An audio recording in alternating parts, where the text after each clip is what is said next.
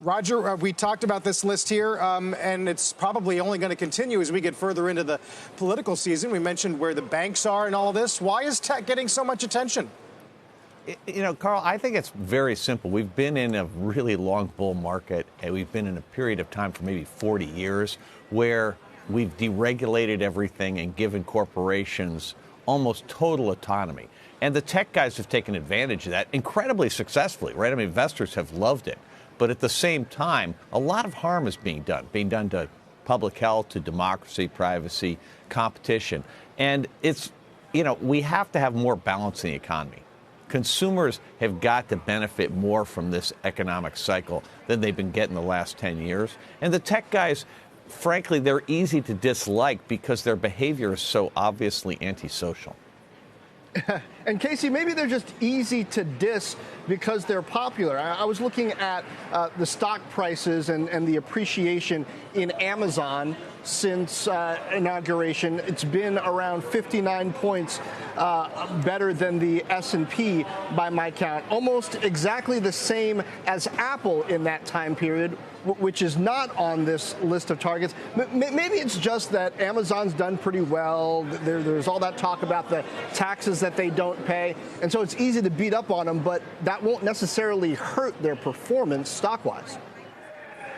Yeah, I mean, I don't think that, candidates sort of rattling their sabers during the campaign is going to affect the stock price of these companies. But I would note that employees inside these companies are starting to get worried about what might happen if there is an Elizabeth Warren presidency, right? We heard Mark Zuckerberg earlier this year, tell his employees that he was prepared to go to the mat and fight her if it came to that. So I think there is a kind of dawning awareness inside these companies that have concentrated so much power and, are now among the very largest corporations in the world that depending on who wins the next election, they could be in for some hurt.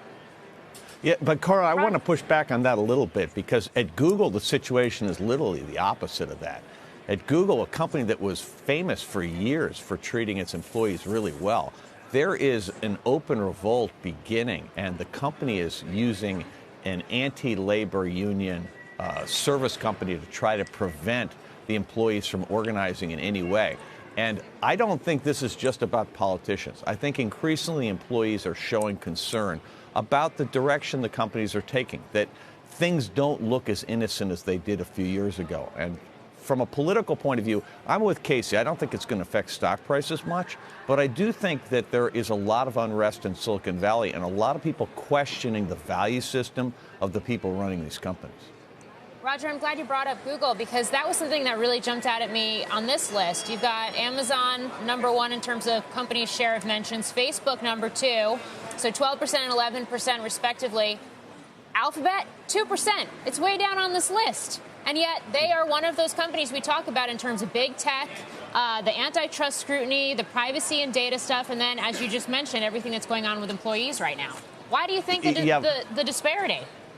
You know, Morgan, I think it's really simple. I mean, Casey nailed it. But not paying taxes is going to make Amazon a target. The notion that these poor people who are being hurt and maimed in the warehouses are paying more taxes than the corporation is, that isn't going to sit well with anybody. And then obviously Facebook has behaved incredibly badly for several years. And they really stand out. And Google, by comparison, has great PR. I mean, the one who completely skates is Microsoft, whose business model is really similar to Facebook and Google. But, man, their PR is fantastic. And so nobody even thinks of them in the same breath.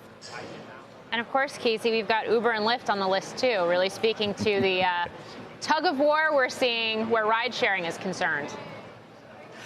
Yeah, I think ride-sharing, on one hand, is a great service that I think most of us use to get around during the week, but it also raises a ton of really important questions about, congestions in cities or the working conditions for those drivers. So I'm glad it's getting attention from the folks running for president. Yeah, but Roger, I would argue Microsoft's business model way different from Amazon, Facebook, and Google. They're not e-commerce. They're not advertising. They're leaning heavily into enterprise. Sure, they make some money off of advertising, but not nearly on the scale as the others. No, but John, to push back on that, Microsoft is a very successful practitioner of surveillance capitalism. They start gathering data on children using Minecraft follow them through Xbox Live, and then, of course, they get to LinkedIn and they have them in the workplace. I think your point is right. They manifest it differently. They do have a different business model. But we shouldn't pretend that they're not a huge beneficiary of the same trends that have allowed Google and Facebook in particular to become so dominant.